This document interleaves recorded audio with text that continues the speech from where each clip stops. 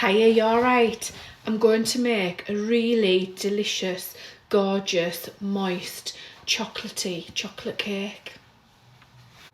250 grams of self-raising flour, 300 grams of light brown sugar, 2 teaspoons of vanilla essence or extract, 50 grams of cocoa powder, not drinking chocolate, it's not the same, 300 ml of vegetable or sunflower oil, and 6 eggs. Whisk it together. You've got a lovely, shiny, glossy batter. I've got a couple of cake tins and I've got these liners. I like to use these. If you've got shallow tins, it gives your cake somewhere to go. So they're handy to have. I don't know what size the tins are. I don't measure them. I use my eye. But if they're too small, it doesn't matter. Just make another one or make some cupcakes or make a loaf. The size of your tin doesn't matter. Divide your mixture. I know that I've got too much mixture here, but I'm not worried. I've got some mixture left and I've got these cute little cupcases. So I'm going to do a couple of cupcakes. I'm only going to get about 3 or 4, but you can do all cupcakes if you like. You do you. I'm only putting a couple of tablespoons into each case. They're quite high cases. Into a 160 oven. I'll let you know how long for, but the cupcakes will be ready first. The deeper your cake, the longer it's going to take to cook. These have had 25 minutes. Let's just make sure that they're done. Yes, that's come out clean. You can cook them on 180 and it'll be quicker. I just don't want to burn my sponge cakes. Let them go cold. These sponge cakes are ready now. They've had 35 minutes. Let's check them. Nice and clean, perfect. Let them go cold. Let's make some chocolate butter icing. 300 grams of soft butter, not melted butter, but it does need to be soft. 100 grams of cocoa powder and 400 grams of icing sugar.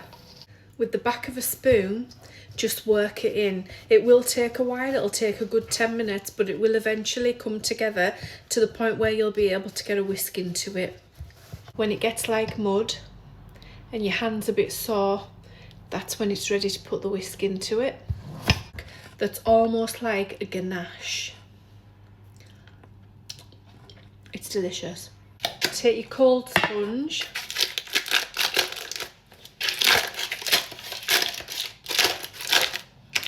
pop your cold sponge on a board. I'm just getting rid of that little hump. Give it a taste. Chocolatey. Take some of your chocolate ganache and you want to layer a spread on here. Try and make it even. Pop your lid on and another layer on the top. To make it easier to spread, heat your spoon under the tap so that your spoon's nice and warm, and dry it with a tea towel, but it just makes it easier to spread. There's some left. You can do your little cupcakes as well. Easiest way is to dollop a spoon on, then warm your spoon under the tap and then spread it. Just like this. Can you see? It's much easier with a warm spoon. Now, as if it needs any more chocolate, we're going to decorate it with some little chocolate eggs and a bit of this Easter egg. And it's not going to be fancy because you know I struggle with fancy. So we're just going to do what we can. How gorgeous is that? Chocolate ganache cake with some cupcakes. Gorgeous, super chocolatey. Should we start with one of these? These little cases were from either Amazon or TK Maxx, I can't quite remember. I bought them last year and I just never used them. Should break it in half.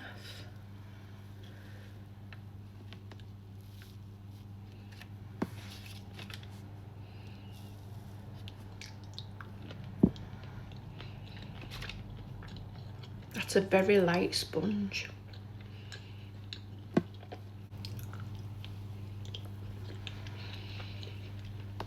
It's a very chocolatey sponge. Should we try and cut a piece of this? How we're going to do it the best we can. And I'll try and cut it straight. I never cut cakes straight.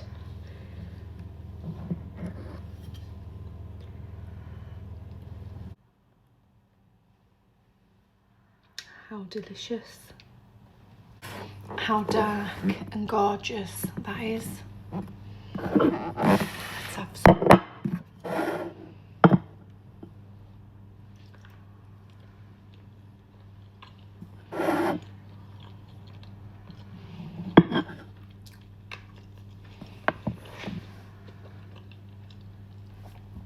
That is a good cake. It's chocolatey, it's light, it's rich, it's Moorish. It's a good chocolate cake. If you've got a chocolate craving, this will definitely satisfy it. Will you give it a go? Don't forget to like and share if you do give it a go. I'd love to see your pictures. Thank you so much for being here. Thanks for watching me and for following me. I really appreciate it. Have a fabulous weekend and I will see you soon. Bye bye.